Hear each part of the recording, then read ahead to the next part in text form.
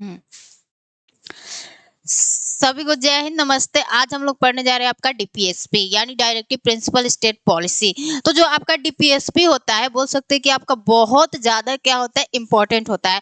आप लोग अगर प्रीवियस ईयर क्वेश्चन उठाकर देखोगे यूपीएससी का, तो उसमें आपके डीपीएसपी से क्या हुआ है, हमारे बार बार क्वेश्चन आपको देखने को मिलता है। तो आज हम लोग यही जानेंगे कि आपका आपका डीपीएसपी क्या है, यानी what is DPSP, directive principle state policy जिसको हम लोग कहते हैं। फिर हम लोग ये जानेंगे कि हमारे डीपीएसपी का उद्देश्य क्या है, यानी डीपीएसपी का आखिर उद्देश्य क्या है, आखिर हमने इसको क्यों संविधान में अपने क्या किया है, ऐड किया है। फिर हम लोग जानेंगे कि आपका जो डीपीएसपी है उसका नेचर कैसा है, यानी प्रकृति कैसी है। फिर हम लोग देखेंगे कि जो आपका डीपीएसपी है हमारे संविधान के भाग 4 में क्या किया गया है, इसका प्रोविजन किया गया है। तो आर्टिकल 36 से लेके 51 तक इसका प्रोविजन किया गया है। तो लगभग हम लोग 15 आर्टिकल्स को पढ़ेंगे। तो जो आपके 15 आर्टिकल्स है वो भी आज क्लियर हो जाएगा और सबको बहुत अच्छे से याद करते हुए चलेंगे। तो सबसे पहले तो हम लोग जानते हैं कि आपका डीपीएसपी होता क्या है, क्योंकि डीपीएसपी को आप समझ लोगे तभी क्या होगी चीज, तभी क्या होगा, आपको चीजें बहुत अच्छे से समझ में आएगी। तो यहाँ पे हम लोग लिखते हैं कि व्हाट इज डीपीएसपी। देखिए,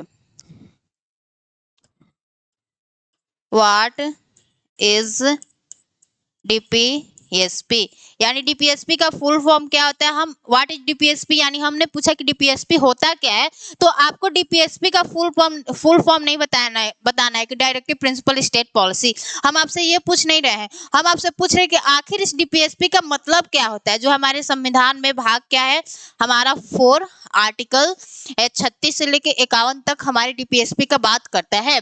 तो आपका एक बार हम लोग यहाँ पे डीपीएसपी का फुल फॉर्म लिख दे रहे हैं कि डीपीएसपी का फुल फॉर्म क्या होता है। फिर हम लोग क्या करेंगे, आपको बताएंगे कि डीपीएसपी होता क्या है। तो देखो, इसका फुल फॉर्म क्या होता है, डायरेक्टिव प्रिंसिपल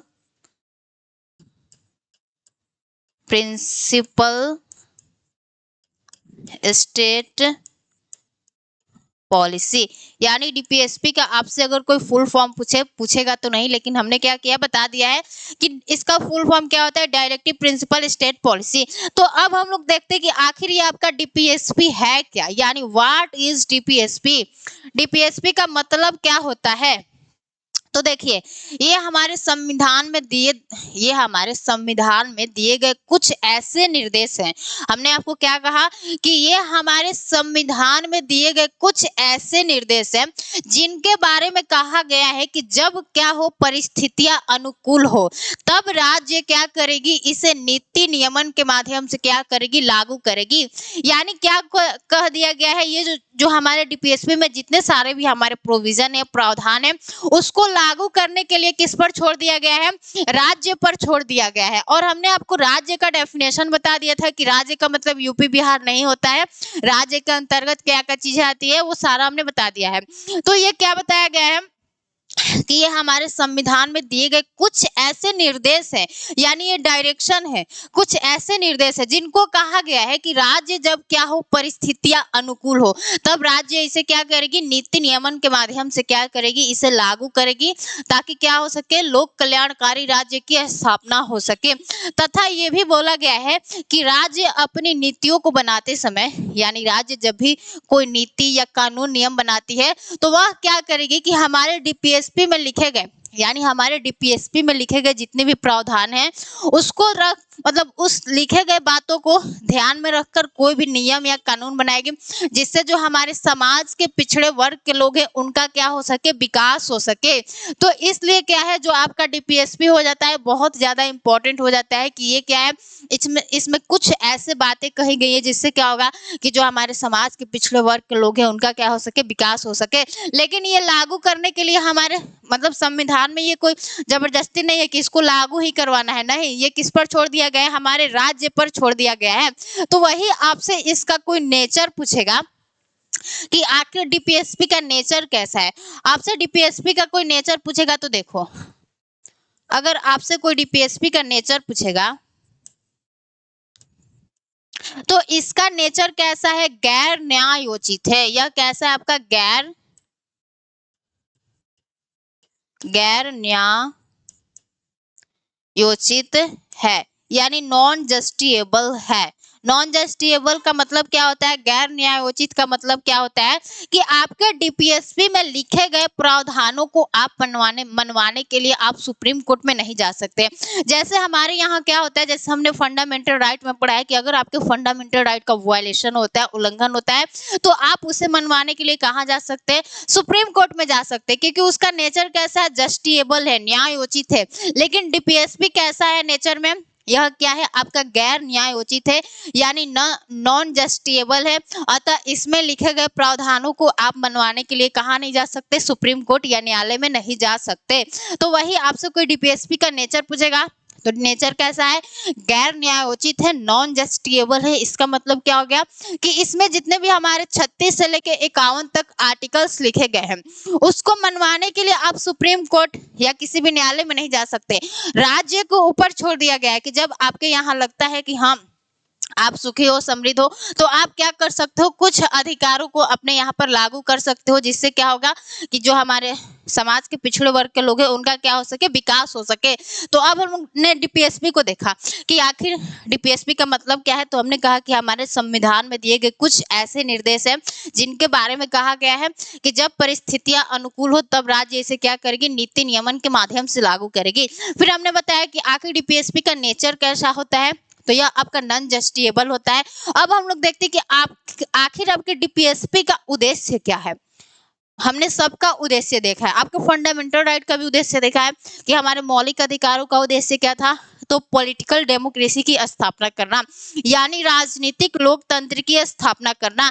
अब हम लोग आपके डीपीएसपी का उद्देश्य देख लेते हैं कि आखिर आपके डीपीएसपी का उद्देश्य क्या है। आपसे कोई पूछेगा कि हमारे डीपीएसपी का उद्देश्य क्या है,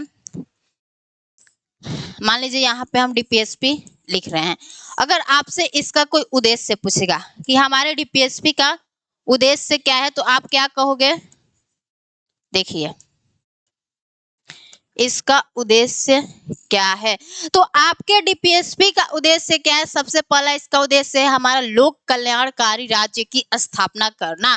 यानी सबसे इसका पहला ही उद्देश्य क्या है कि हमें क्या करना है, लोक कल्याणकारी राज्यों की स्थापना करना है। और आप डीपीएसपी में जितने सारे भी आर्टिकल्स देखेंगे, आपको उन आर्टिकल्स को भी पढ़ के समझ में आ जाएगा कि हाँ ये सारी बातें किस कंटेक्स्ट में की जा रही है, हमारे लोक कल्याण के विकास के लिए की जा रही है। तो इसका सबसे पहला आपका उद्देश्य क्या है, तो लोक कल्याणकारी राज्य की स्थापना करना। यहाँ पे हम लिख देते हैं इसका उद्देश्य क्या है आपका, लोक कल्याणकारी राज्य की स्थापना करना। लोक कल्याणकारी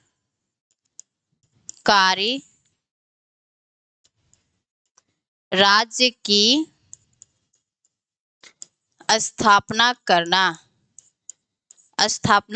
करना। तो ये आपके एग्जाम में पूछा गया है कि हमारे डीपीएसपी का उद्देश्य क्या है, ये कितनी बार पूछ लिया गया है, मतलब ये एक बार आपको प्रीवियस ईयर क्वेश्चन में नहीं देखने को मिलेगा, ये बहुत टाइम्स क्या हुआ है, मतलब बहुत समय, मतलब बहुत बार क्या हुआ है, पूछा गया है कि आखिर हमारे डीपीएसपी का उद्देश्य क्या है। तो इसका उद्देश्य क्या है, आपके लोक कल्याणकारी राज्य की स्थापना करना, तथा और क्या उद्देश्य है, साथ ही यहाँ पे लिख लेते हैं, साथ ही सामाजिक, ये कौन सा मैंने कलर, देखो, साथ ही, एक मिनट, देखिए पहला तो हमने क्या बताया, लोक कल्याणकारी राज्य की स्थापना करना, साथ ही क्या इसका उद्देश्य, साथ ही सामाजिक आर्थिक एवं राजनीतिक न्याय की सामाजिक आर्थिक राजनीतिक लोकतंत्र की स्थापना करना भी क्या है, इसका उद्देश्य है। तो साथ ही सामाजिक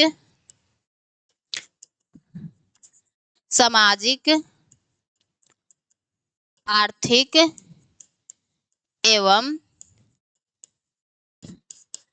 राजनीतिक लोकतंत्र की स्थापना करना, लोकतंत्र की स्थापना करना। ठीक है, तो आज आपसे कोई अगर पूछ दे कि हमारे डीपीएसपी का उद्देश्य क्या है। तो आपको क्या बताना है कि हमारे डीपीएसपी का उद्देश्य क्या होता है। तो आपका सबसे पहले क्या होता है, लोक कल्याणकारी राज्य की स्थापना करना। साथ ही हमारे यहाँ क्या होता है, आपका सामाजिक, आर्थिक एवं राजनीतिक लोकतंत्र की स्थापना करना। तो ये बहुत ज्यादा इंपॉर्टेंट है, ये सारा लाइन आपके एग्जाम में एकदम पूछा जाता है कि आखिर आपके डीपीएसपी का उद्देश्य क्या है। तो आपको क्या बताना है, हमारे डीपीएसपी का उद्देश्य क्या है। सबसे पहले तो लोक कल्याणकारी राज्य की स्थापना करना है और सामाजिक, आर्थिक एवं राजनीतिक लोकतंत्र की स्थापना करना है। अब हम बता दें कि आपका जो डीपीएसपी है, यानी जो हमारा डीपीएसपी है, तो हमारे डीपीएसपी को क्या किया गया है, इसका कुछ वर्गीकरण किया गया है। वर्गीकरण का मतलब क्या होता है, एक मिनट थोड़ा सा इसको ऊपर कर लेते हैं। यानी जो आपका डीपीएसपी है, क्या किया है हमने, उसको कुछ भागों में, 3 भागों में वर्गीकरण कर दिया है दिशा एवं दशा के आधार पर, यानी डायरेक्शन एवं कंडीशन के आधार पर हमने क्या किया है, आपके डीपीएसपी का वर्गीकरण किया है।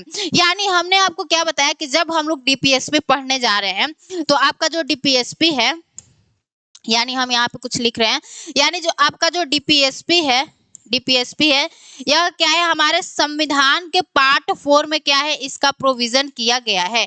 यानी पार्ट 4 में हम लोग क्या पढ़ेंगे, अपने डीपीएसपी को पढ़ेंगे। आर्टिकल कहाँ से कहाँ तक पढ़ेंगे मैम, तो हमारा आर्टिकल कहाँ से कहाँ तक है, आपका आर्टिकल है आपका 36 से लेके 51 तक क्या है, आपका डीपीएसपी इसमें हमें पढ़ना है। तो 36 से लेके 51 तक हम लोग जब डीपीएसपी को पढ़ेंगे, लगभग हम लोग 15 आर्टिकल्स को पढ़ेंगे। तो इसमें से कुछ ऐसे आर्टिकल्स होंगे जो कि केवल क्या करेंगे, आपके समाज के कल्याण की बात करेंगे। तो इसलिए हमने उन्हें क्या कह दिया, आपका समाजवादी सिद्धांत कह दिया। यानी कुछ ऐसे आर्टिकल्स हैं जिसमें आपको क्या देखने को मिलेगा कि केवल उसमें समाज के कल्याण की बात की जा रही है, इसलिए हमने उसे क्या कह दिया, समाजवादी सिद्धांत कह दिया। फिर आपका दूसरा क्या है, गांधीवादी सिद्धांत। गांधीवादी सिद्धांत का मतलब क्या हो गया कि इसमें से कुछ ऐसे आर्टिकल्स आपको दिखेंगे जिसमें क्या होगा कि जो हमारे गांधी जी थे, गांधी जी की विचारधारा उसमें क्या होती है, नजर आती है। तो इसलिए हमने उसे क्या कह दिया, गांधीवादी सिद्धांत कह दिया। फिर हमारे इसमें से कुछ ऐसे आर्टिकल्स है जिसमें क्या होंगे, आपके इंटेलेक्चुअल लोगों का, यानी जो हमारे उदार बौद्धिक सिद्धांत के लोग होते हैं, उनका क्या है, मत है। तो इसलिए हमने क्या कह दिया, उदार और बौद्धिक सिद्धांत। तो इस तरह हमने क्या किया है कि अपने डीपीएसपी का क्या कर दिया है, वर्गीकरण कर दिया है। तो इसका पहला वर्गीकरण क्या है, आपका समाजवादी सिद्धांत है। दूसरा क्या है, गांधीवादी सिद्धांत है। तीसरा क्या है, आपका उदार बौद्धिक सिद्धांत। तो हमने आपको बता दिया कि जब हम लोग आर्टिकल 36 से लेके 51 तक पढ़ेंगे, तो इसमें से कुछ ऐसे आर्टिकल है जो कि समाज के कल्याण की बात करेंगे। तो उसको इसलिए हमने क्या कर दिया, आपका समाजवादी सिद्धांत कर दिया। फिर कुछ ऐसे आर्टिकल्स है जो कि क्या करेंगे, मतलब कुछ ऐसे आर्टिकल्स है जो कि हमारे गांधी जी की विचारधारा से मिलते हुए नजर आते हैं। तो उसको हमने क्या कर दिया, आपका गांधीवादी विचारधारा, मतलब गांधीवादी सिद्धांत। फिर आपके कुछ ऐसे आर्टिकल्स होंगे जिसमें हमारे इंटेलेक्चुअल लोगों का क्या होगा, उसमें मत नजर आएगा, यानी बुद्धि नजर आएगी। इसलिए हमने उसे क्या कर दिया, उदार बौद्धिक सिद्धांत। तो आपको डीपीएसपी का जो 3 वर्गीकरण होता है वह समझ में आ गया। अगर आपसे कोई पूछ दे कि हमने हमारे डीपीएसपी को हमारे किस संविधान से लिया है, तो जो आपका डीपीएसपी है, हम डीपीएसपी को बता दें कि हमने डीपीएसपी को आयरलैंड के संविधान से लिया है।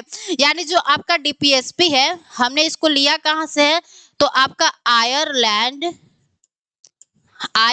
के संविधान से लिया है। और आपका आयरलैंड ने कहां से लिया है, तो आपका आयरलैंड ने स्पेन से लिया है। तो आपका आयरलैंड ने कहां से लिया है, यहाँ पे लिख देते हैं, आयरलैंड ने अपना स्पेन से लिया है। तो इस तरह क्या है, स्पेन से आयरलैंड ने लिया और आयरलैंड से हमने ले लिया।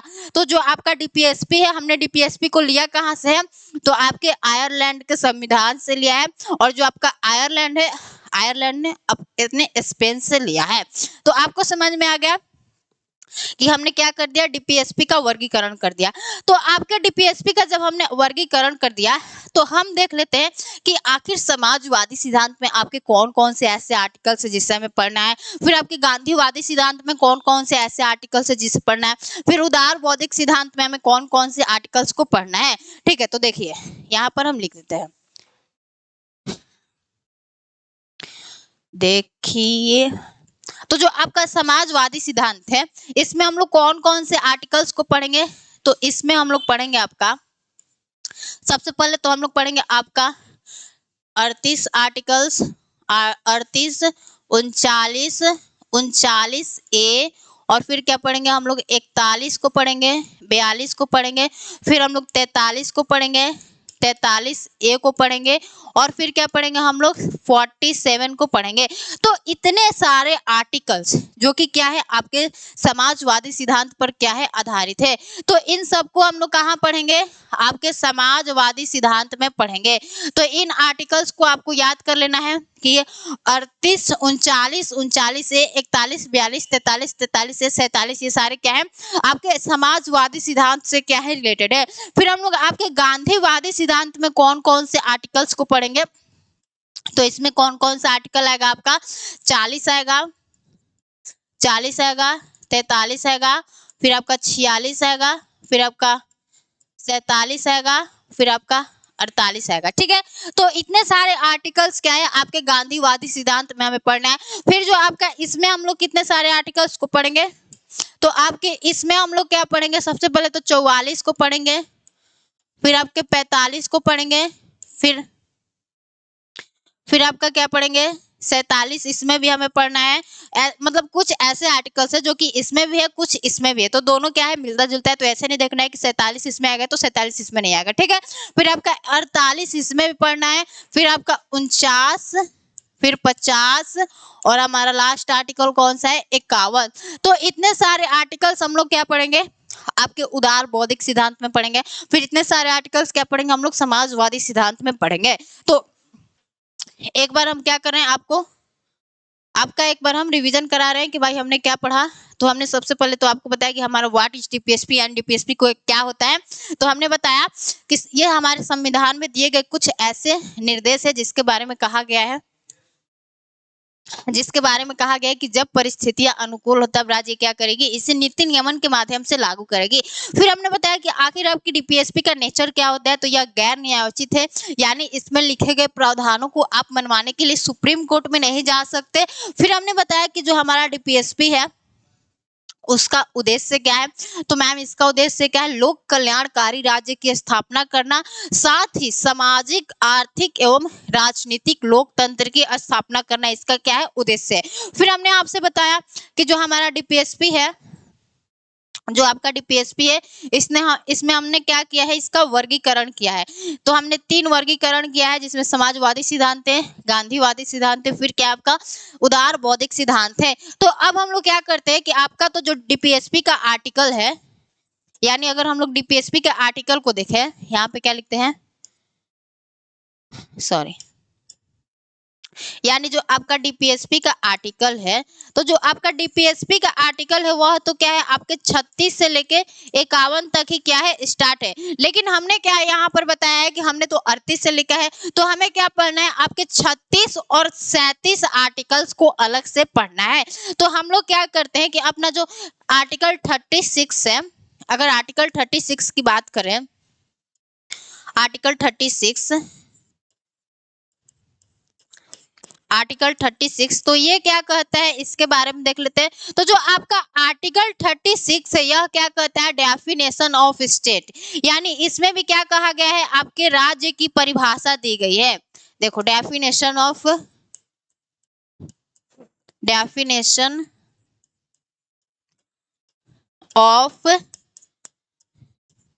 स्टेट, यानी इसमें क्या बोला गया है? आपके राज्य की परिभाषा दी गई है।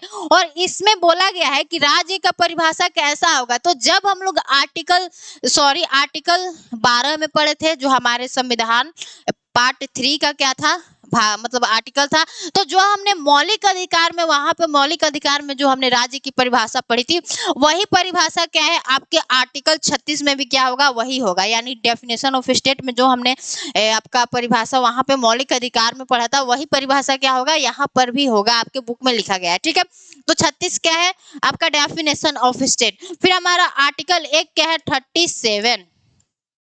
एक आपका आर्टिकल क्या है? 37। तो 37 आर्टिकल क्या कहता है उसके बारे में देख लेते हैं। आर्टिकल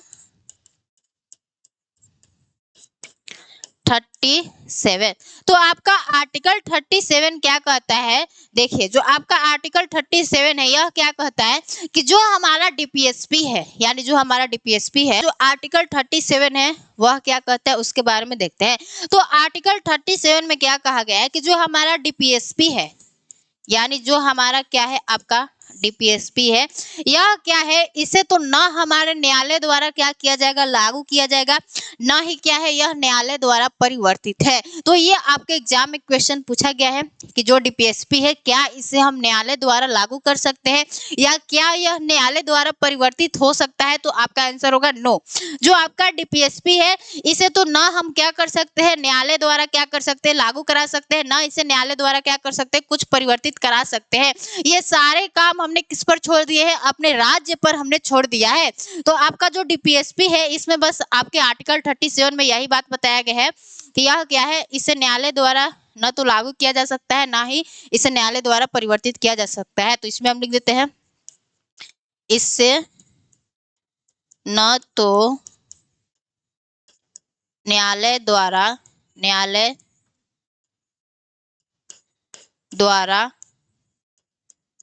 लागू किया जाएगा और न ही न्यायालय द्वारा परिवर्तित किया जाएगा,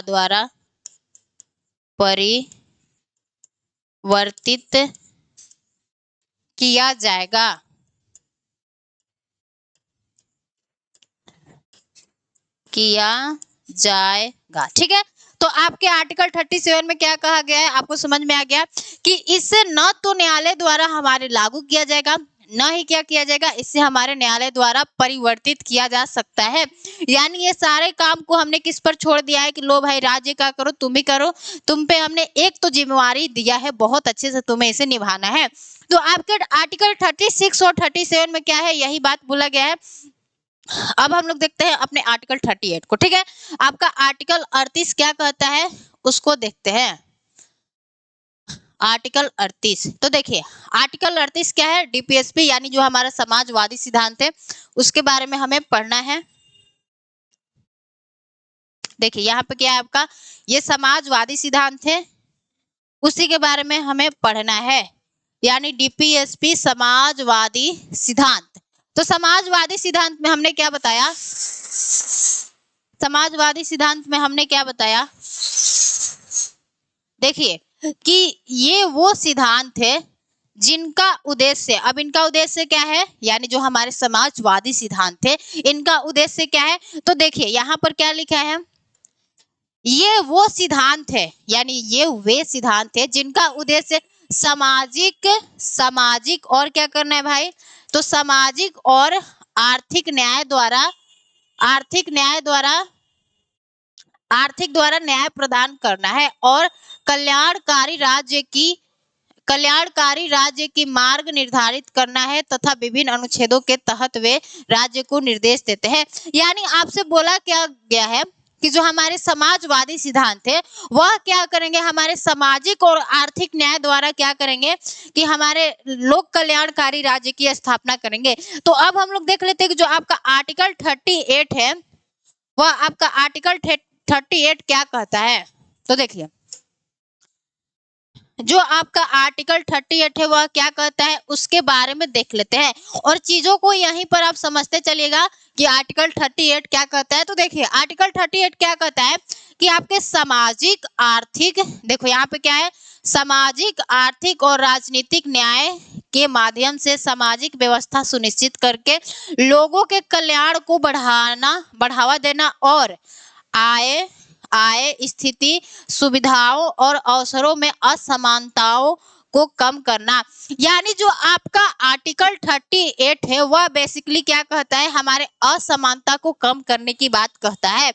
यानी आर्टिकल 38 क्या कहता है, आपके असमानता को दूर करने की बात कहता है कि आपका आर्टिकल 38 क्या है कि सामाजिक आर्थिक और राजनीतिक न्याय के माध्यम से हम लोग क्या करेंगे कि सामाजिक व्यवस्था को सुनिश्चित करके हम लोग क्या करेंगे कि लोगों के कल्याण को बढ़ावा देना और क्या करना है, उनकी आय स्थिति यानी जो इनकम का कंडीशन है, आय स्थिति, सुविधाओं और अवसरों में असमानताओं को क्या करेंगे, हम लोग कम करेंगे। तो जो आपका आर्टिकल 38 है वह क्या कहता है, असमानता को कम करने की बात कहता है। इसीलिए तो यह क्या है, आपका समाजवादी सिद्धांत है, पूरे समाज के कल्याण की बात करता है। तो पूरे समाज का कल्याण कैसे होगा, जब क्या होगा, हमारे समाज में असमानता नहीं होगा, सबके क्या हो, सभी लोग क्या होंगे, बराबर होंगे, इक्वल होंगे, तब क्या होगा, आपका समाज का क्या होगा, कल्याण होगा। तो आपको आर्टिकल 38 समझ में आ गया कि सामाजिक, आर्थिक और राजनीतिक न्याय के माध्यम से हम लोग सामाजिक व्यवस्था को क्या करेंगे, सुनिश्चित करके और लोगों के कल्याण को बढ़ावा देना और आय स्थिति, सुविधाओं और अवसरों में असमानता को हम लोग क्या करेंगे, कम करेंगे। तो आर्टिकल 38 आपको समझ में आ गया। फिर हमें इसी में क्या देखना था, आपके आर्टिकल 39 को देखना था कि आखिर आपका आर्टिकल 39 क्या कहता है। इसको थोड़ा सा हम बड़ा कर ले रहे हैं। देखिए आपका आर्टिकल 39 क्या कहता है, देख लेते हैं, 1 मिनट, इसको बड़ा कर लिया मैंने। देखिए तो आपका आर्टिकल 39 क्या कहता है, इसको यहीं पर याद करते चलना है कि जो हमारा आर्टिकल 39 से कहता है सुरक्षित नागरिक, यानी क्या करना, नागरिकों के लिए कुछ सुरक्षित करना। ये थोड़ा सा क्या है, इधर उधर मिल जाएगा आपके बुक से, लेकिन क्या है, चीजें वही है, ठीक है, कि नागरिकों के लिए क्या करना है, हमें कुछ सुरक्षित करना है। तो क्या सुरक्षित करना है भाई, क्या आप नागरिकों के लिए सुरक्षित कर सकते हो। तो सबसे पहले क्या है कि सभी नागरिकों के लिए हमें क्या करना है, आजीविका के पर्याप्त साधनों का अधिकार, यानी हमारे देश में जितने भी हमारे नागरिक है उनको क्या करना है, उनके जो आजीविका के लिए जो भी हमारे पर्याप्त साधन है उसको क्या करना है, सुरक्षित करना है। यानी हमें ऐसा करना है कि जो हमारे समाज के सभी लोगों को क्या मिल सके, खाना खाने के लिए, यानी जो भोजन है, भोजन के सभी पर्याप्त साधन मिल सके, उसको हम लोग सुरक्षित कर सके। ये किसकी जिम्मेवारी है, तो आपके राज्य की जिम्मेवारी है। यानी राज्य को क्या करना है, उसको देखना है कि भाई हमें क्या करना है, जो आजीविका के पर्याप्त साधन है उसको सुरक्षित करना है, ताकि जो हमारे समाज के जितने भी सारे लोग हैं वो भी क्या कर सके, आजीविका के पर्याप्त साधनों से वंचित न रह सके, ठीक है। फिर आपका दूसरा क्या है, दूसरा क्या कहता है उसे देखते हैं कि सामान्य भलाई के लिए समुदाय के भौतिक संसाधनों का न्याय संगत वितरण। यानी जैसे आपने राशन कार्ड का नाम सुना होगा, वहां पे क्या होता है कि हम लोग जाते हैं और वहां पे सभी को इक्वल मतलब फैमिली के हिसाब से दिया जाता है। तो वही कह रहा है कि सामान्य भलाई के लिए, वह सामान्य भलाई के लिए किया जाता है भाई।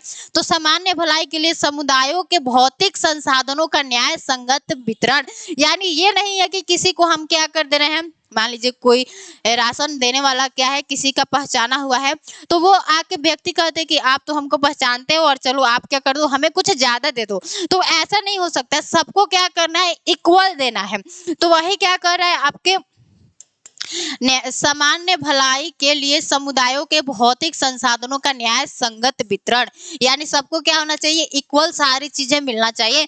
फिर आपका दूसरा क्या कहता है, आपके धन और उत्पादन के साधनों के संकेंद्रण पर रोकथाम, यानी रोकना। ये सारे बात आपके 39 में ही बोला गया है, ठीक है। ये क्या कर रहा है कि धन और उत्पादन के संसाधनों के संकेंद्रण को रोकना। ये आपके यूपीएससी एग्जाम में पूछा भी गया है कि जो हमारा धन का संकेंद्रण है, यानी धन को रोकना, वो किस आर्टिकल्स में आता है, तो आपके 39 में आता है, ठीक है। तो धन और उत्पादन के साधनों के संकेंद्रण को रोकना, यानी एक व्यक्ति ऐसा नहीं होना चाहिए जो कि क्या कर रहा है, पूरा धन अपने पास इकट्ठा कर लिया है और समाज के कुछ ऐसे लोग हैं जिनके पास कुछ धन ही नहीं है, ठीक है। तो उसे क्या करना है, हमें रोकना है। फिर आपका क्या कर रहा है कि पुरुषों एवं महिलाओं के लिए समान कार्य के लिए समान वेतन, यानी पुरुष और महिला जब हमारे काम करते हैं तो उनको क्या करना है, समान कार्य के लिए समान वेतन देना है। ये नहीं कि भेदभाव नहीं करना है, तभी क्या होगा, आपका समाज आगे बढ़ेगा। फिर क्या कहता है, फिर आपका इसी में क्या है, ये थोड़ा सा इधर उधर हो गया, इसको मैं ओके रुक जाओ 1 मिनट। फिर आपका क्या कहते हैं, ये सारी बातें हम लोग क्या करें, आपके आर्टिकल 39 में ही पढ़ रहे हैं। फिर आपका क्या कर रहा है कि हमारे बच्चों के स्वास्थ्य के विकास की अवसर, यानी जो हमारे देश के बच्चे हैं उनको क्या करना है, उनका जो हेल्थ है उसको क्या करना है, हमें हेल्थ को अच्छा करना है और उसके लिए क्या हो सके, फ्री हेल्थ का क्या होना चाहिए कि मतलब कम पैसे में क्या हो सके, इलाज हो सके। ठीक है, तो ये सारी बातें क्या बोला गया है, आपके आर्टिकल 39 में बोला गया है। फिर अब हम लोग देखते हैं कि आपके आर्टिकल 39A में क्या कहा गया है। तो जो आपका आर्टिकल 39A है, यानी जो आपका आर्टिकल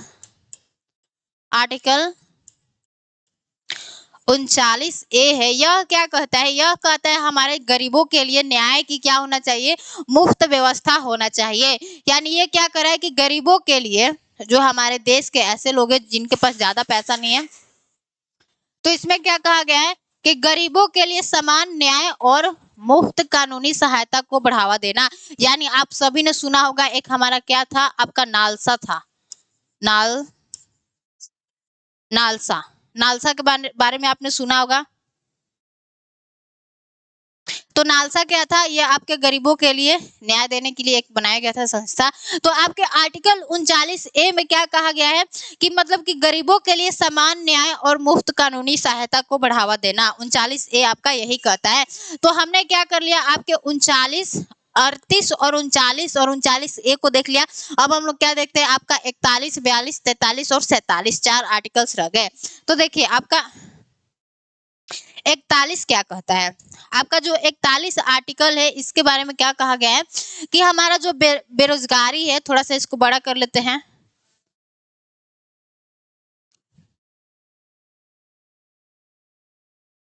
एक मिनट।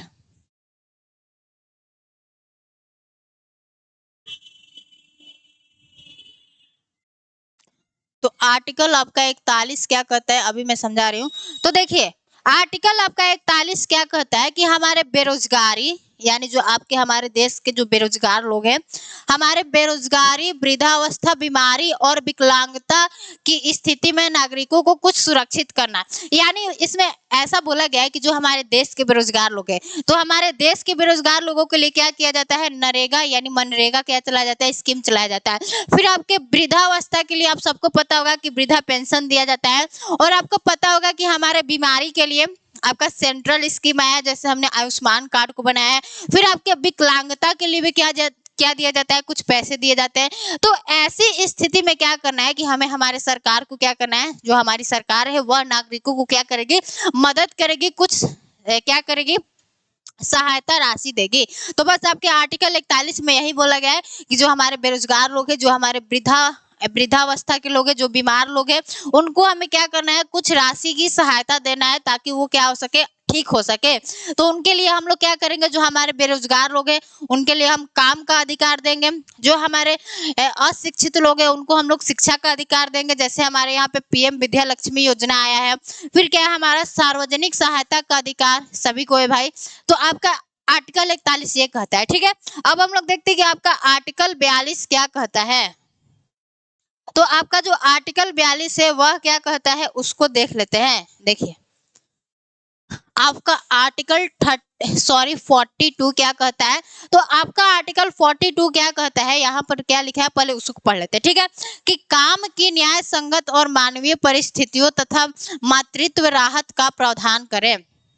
यानी आपसे इसमें क्या बोला गया है कि हमें क्या करना है कि काम की न्याय संगत और मानवीय परिस्थितियों में तथा मातृत्व राहत का प्रावधान करना है।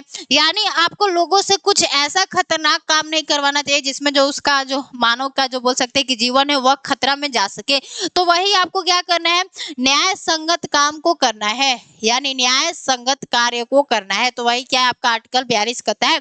अब हम लोग क्या करते हैं, आपके आर्टिकल 33 को देखते हैं। जो आपका आर्टिकल 33 है वह क्या है कि सभी श्रमिकों के लिए जीविका योग्य वेतन। यानी आर्टिकल 33 आपका बस 33 नहीं 43 क्या कहता है कि निर्वाह योग्य मजदूरी। इसका कहने का मतलब क्या है, देखो निर्वाह योग्य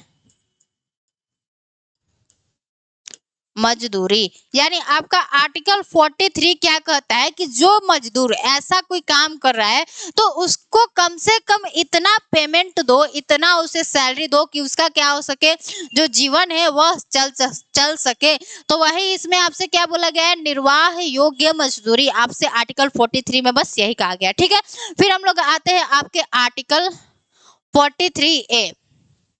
आपके आर्टिकल 43A में क्या बोला गया है उसको देख लेते हैं। आर्टिकल 43A, तो आर्टिकल 43A में क्या कहा गया है कि आपके उद्योगों के प्रबंधन में श्रमिकों की भागीदारी को सुनिश्चित करने के लिए कदम उठाएं। यानी अगर कोई फैक्ट्री खुलता है तो उसमें क्या करना है कि जो लोग हैं उनमें क्या हो सके, उनका भागीदारी हो सके, उसके लिए क्या करना है, राज्यों को कदम उठाना है। तो आपके आर्टिकल 43A में यही बोला गया है। ठीक है, फिर आपके आर्टिकल 47 में क्या कहा गया है कि देखिए इसमें क्या कहा गया है कि लोगों के पोषण स्तर और जीवन स्तर को ऊपर करना तथा मतलब लोगों के पोषण स्तर और जीवन स्तर को ऊपर उठाना तथा सार्वजनिक स्वास्थ्य में सुधार करना। तो ये सारी बातें किस लिए की जा रही है, हमारे समाज के कल्याण के लिए बात कही जा रही है कि जो हमारे लोगों का पोषण स्तर है, उस पोषण स्तर है, जो हमारे लोगों का पोषण स्तर है उसे क्या करना है, हमें ऊंचा करना है, तथा जो हमारे लोगों का जीवन स्तर है उसे भी ऊंचा करना है, तथा सार्वजनिक स्वास्थ्य में सुधार करना है। यानी सार्वजनिक स्वास्थ्य में भी क्या करना है, आपको सुधार करना है। तो सार्वजनिक स्वास्थ्य में सुधार कैसे होगा, जब आप लोगों के पोषण स्तर को ऊंचा करोगे, जीवन स्तर को ऊंचा करोगे, तभी क्या होगा, आपके सार्वजनिक स्वास्थ्य में सुधार होगा। तो आपके आर्टिकल 47 में ये बात बोली गई है। तो इस तरह क्या होता है कि जो हमारे समाजवादी सिद्धांत है वह क्या हो जाते हैं, कंप्लीट हो जाते हैं। अब हम लोग आ जाते हैं अपने गांधीवादी सिद्धांत पे। तो हमने आपको बता दिया था कि हमने डीपीएसपी का 3 भागों में वर्गीकरण किया है। तो हमने समाजवादी सिद्धांत को पढ़ लिया। अब हमारा क्या है, गांधीवादी सिद्धांत। तो हमने आपको स्टार्टिंग में ही बताया था कि गांधीवादी सिद्धांत किसे कहते हैं, वैसे आर्टिकल्स जिसमें क्या हो रहे हैं, हमारे गांधी जी के विचारधारा उसमें देखने को मिलता है, उसे हम लोग क्या कहते हैं, आपका गांधीवादी सिद्धांत कहते हैं। देखो यहाँ पे लिखा भी है कि ये सिद्धांत गांधीवादी विचारधारा पर आधारित है, जिसका उपयोग राष्ट्रीय आंदोलन के दौरान गांधी द्वारा प्रतिपादित पुनर्निर्माण के कार्यक्रम का प्रतिनिधित्व करने के लिए किया गया था। यानी जब हमारे गांधी जी राष्ट्रीय आंदोलन को लीड कर रहे थे तो उस समय यह क्या करते थे, ऐसे ऐसे कामों को किया करते थे। ठीक है, तो देखिए आपके गांधीवादी सिद्धांत में आपका कौन सा आर्टिकल्स आता है उसको देख लेते हैं। तो सबसे पहले तो आपका 40 आता है। अब 40 क्या कहता है उसको देखते हैं। तो आप सबको पता होगा कि जो हमारे गांधी जी थे वो स्टार्टिंग से ही क्या थे, आपके ग्राम पंचायतों का क्या करते थे, सहयोग करते थे कि ज्यादा से ज्यादा क्या हो, हम लोग ग्राम पंचायत के माध्यम से ही क्या करें, न्याय को लिया करें। तो आपका आर्टिकल 40 क्या कहता है, वही कहता है आपके आपके ग्राम पंचायत की स्थापना। आर्टिकल 40 में गांधी जी ने क्या कहा कि ग्राम पंचायतों का संगठन करना तथा उन्हें आवश्यक शक्तियां एवं प्राधिकार प्रदान करना ताकि वे स्वशासन की इकाइयों के रूप में कार्य कर सके।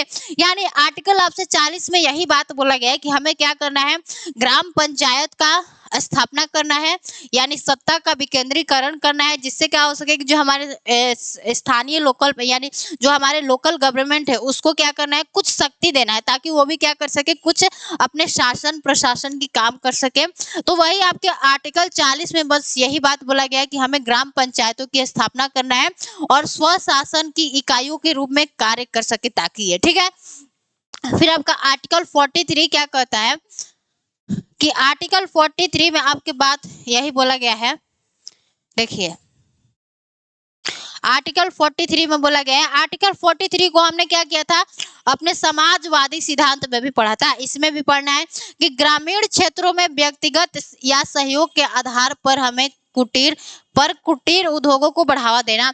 यानी आर्टिकल 43 जब हमने समाजवादी सिद्धांत में पढ़ा था तो हमने वहां पे क्या पढ़ा था कि निर्वाह योग्य मजदूरी देना है, यानी आपको ऐसा सैलरी देना है, पेमेंट देना है जिससे हमारे जो लोग हैं उनका क्या है, जीवन यापन हो सके। तो आपके आर्टिकल 43 में यही बात बोला गया। आप सबको पता होगा कि जो हमारे गांधी जी है वह क्या थे, हमारे कुटीर उद्योग जो थे उनको बहुत ज्यादा सपोर्ट करते थे। तो आपके 43 में यही बात बोला गया है कि जब हम लोग कुटीर उद्योगों को क्या करेंगे, बढ़ावा देंगे, तो जिससे क्या होगा कि जो हमारे समाज के लोग हैं उनका जीवन यापन हो सकेगा। तो आपके आर्टिकल 43 में यही बोला गया। फिर हमारा आर्टिकल 43B क्या कहता है कि हमारे सहकारी समितियों के स्वैच्छिक गठन, स्वायत्ता और कार्य प्रणाली को लोकतांत्रिक नियंत्रण और प्रबंधन को बढ़ावा देना। यानी आपने सेल्फ हेल्प ग्रुप को देखा होगा, यानी स्वयं सहायता समूह हमारे बहुत सारे गाँव में चलता है। तो वही आप हमारे गांधी जी 43B में क्या कहें कि हमें क्या करना है, सहकारी समितियों का गठन करना है ताकि वह क्या सके, स्वायत्ता मतलब वह लोकतांत्रिक तरीके से उसका संचालन हो सके और हमारे लोकल लेवल पर ही क्या हो सके, कुछ जो लोग हैं इकट्ठा होकर क्या कर सके, अपना विकास कर सके। तो आपके 43B में यही बात बोला गया है। देखिए अब हम लोग क्या करते हैं, आपके 46 पर आते हैं। तो 46 में हमारे गांधी जी, जो कि हमारे गांधीवादी सिद्धांत से मिलता है, इसमें क्या कहा गया है कि अनुसूचित जातियों, जनजातियों और समाज के अन्य कमजोर वर्गों के शैक्षिक और आर्थिक हितों को बढ़ावा देना तथा उन्हें सामाजिक अन्याय और शोषण से बचाना। तो जो आपका आर्टिकल 46 है, बस इसमें बोला गया कि जो हमारे शेड्यूल ट्राइब है और जो हमारे शेड्यूल कास्ट है और जो हमारे सोशल बैकवर्ड लोग हैं, जो कि क्या है, शैक्षिक और सामाजिक दोनों रूप से क्या है, पिछड़े हैं, तो उनको क्या करना है, आपको उनके हितों को बढ़ावा देना है तथा उन्हें सामाजिक अन्याय और शोषण से क्या करना है, बचाना है। तो आर्टिकल 46 में आपका यही बोला गया, ठीक है। अब हम लोग देख लेते हैं आपका आर्टिकल 47। जो आर्टिकल 47 है वह आपको समाजवादी सिद्धांत में भी पढ़ना है और आपके गांधीवादी सिद्धांत में भी पढ़ना है। तो आर्टिकल 47 क्या कहता है कि हमारे स्वास्थ्य के लिए हानिकारक मादक पेय और दवाओं के सेवन पर प्रतिबंध लगाना। यानी आपके आर्टिकल 47 में उसमें क्या कहा गया था कि हमें जीवन स्तर तथा पोषण स्तर को ऊंचा करना है, जिससे क्या हो सके कि हमारे समाज का कल्याण हो सके। और इसमें क्या कहा गया कि जो हमारी नशीली पदार्थ होते हैं, नशीले पदार्थ होते हैं, उस पर क्या करना है, आपको रोक लगाना है, ठीक है। फिर हमारा 48 क्या कहता है, देखिए आपका 48 क्या कहता है उसके बारे में देख लेते हैं कि जो हमारे गाय, बछड़ा और जो हमारे अन्य दुधारू पशु हैं उनकी हत्या पर क्या करना है, आपको रोक लगाना है। तो आपका आर्टिकल 48 क्या कहता है कि जो हमारे गाय, बछड़े और जो हमारे अन्य दुधारू पशु हैं उनकी हत्या, बलि पर क्या करना है, रोक लगाना है। आप सबको पता है कि जो हमारे गांधी जी थे वह क्या थे, अहिंसक व्यक्ति थे। तो वो सब क्या थे कि हमारे इन सभी बलि के प्रति क्या थे, वो विरोध करते थे। तो इस तरह क्या होता है, आपका गांधीवादी सिद्धांत भी क्या होता है, खत्म होता है। अब हम लोग देख लेते हैं आपका उदार बौद्धिक सिद्धांत। उदार बौद्धिक सिद्धांत में आपका सबसे पहला आर्टिकल कौन सा है, आपका आर्टिकल 44। यानी आर्टिकल 44 क्या कहता है, हमारा यूनिफॉर्म सिविल कोड, यानी यूसीसी, यूनिफॉर्म सिविल कोड। अब आपका आर्टिकल 44 क्या कहता है कि हमारे पूरे देश में सभी नागरिकों के लिए समान नागरिक संहिता सुरक्षित करना। यानी हमारे देश में जितने भी हमारे लोग हैं सभी के लिए कानून, नियम कानून क्या होना चाहिए, एक होना चाहिए। जैसे हमारे मुस्लिम धर्म, हिंदू धर्म और ईसाई, सिख, इन सबके लिए क्या है, विवाह और तलाक का जो नियम कानून है वह सब क्या है, अलग अलग बनाया गया है। लेकिन आपके आर्टिकल 44 में क्या कहा गया है, यूनिफॉर्म सिविल कोड, यानी हमारे जो सभी धर्मों के लोग हैं उनके लिए विवाह और तलाक सभी के लिए नियम कानून क्या होंगे, सेम होंगे, यानी इक्वल होंगे। तो आपके आर्टिकल 44 में बस यही बोला गया, ठीक है, यूनिफॉर्म सिविल कोड। फिर आपका आर्टिकल 45 क्या कहता है कि हमारे 6 से 14 वर्ष के बच्चों के लिए क्या होना चाहिए, हमारा फ्री एजुकेशन होना चाहिए। तो आप सबको बता दें कि जो आपका आर्टिकल 45 है यह पहले क्या हुआ करता था, डीपीएसपी में हुआ करता था। लेकिन आप सबको पता होगा कि हमने क्या किया है, 86th कॉन्स्टिट्यूशनल अमेंडमेंट एक्ट 2002 में हमने क्या किया है, अपने इस हमारा जो अनुच्छेद 45 है हमने इसको डीपीएसपी से कहाँ कर दिया है, अपने फंडामेंटल राइट आर्टिकल 21A में कर दिया है। यानी हमने इसको डीपीएसपी से क्या कर दिया, मौलिक अधिकार में कर दिया। क्योंकि जब यह डीपीएसपी में था तो इसमें क्या था कि राज्य के ऊपर था कि राज्य इसे लागू कर सकता है, नहीं कर सकता है। लेकिन जैसे इसको हमने क्या कर दिया, आपका फंडामेंटल राइट बना दिया, यानी 86वें संविधान संशोधन 2002 में क्या कर दिया, इसे हमने फंडामेंटल राइट के आर्टिकल 21A में रख दिया। तो क्या करना है, यह सभी राज्य को क्या करना है, लागू ही करना है कि 6 से 14 वर्ष के बच्चों के लिए क्या है, आपका शिक्षा अनिवार्य है, ठीक है। तो आपका 45 ये कहता है। अब हम लोग देख लेते हैं कि आपका 49 आर्टिकल क्या कहता है, जो कि क्या है, आपका उदार बौद्धिक सिद्धांतों से क्या है, रिलेटेड है। तो इसमें कहा गया है, बस इसमें कहा गया कि जो हमारे कलात्मक और जो हमारे ऐतिहासिक जो भी हमारी वस्तुएं हैं, जो कि क्या है, हमारी भारत की शान है, उन सबका क्या करना है, रक्षा करना है। यानी हमारे भारत में जितने भी ऐतिहासिक स्मारक हैं उनको क्या करना है, बचा कर रखना है।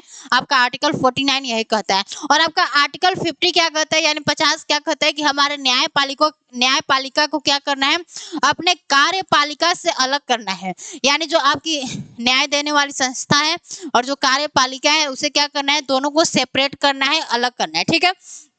फिर आपका आर्टिकल 51 क्या कहता है कि हमें क्या करना है, अंतरराष्ट्रीय शांति और सुरक्षा को बढ़ावा देना है, जिससे क्या हो सके कि हमारा विदेशों के साथ में अच्छा क्या हो सके, रिलेशन हो सके। तो आर्टिकल 51 क्या कहता है, हमारे अंतरराष्ट्रीय शांति और सुरक्षा को हमें क्या करना है, बढ़ावा देना है। तो ये क्या है, आपके उदार बौद्धिक सिद्धांत है, जिसमें से हमने इसको पढ़ लिया। फिर इसमें आपके और कुछ आर्टिकल्स है, उसको भी देख लेते हैं।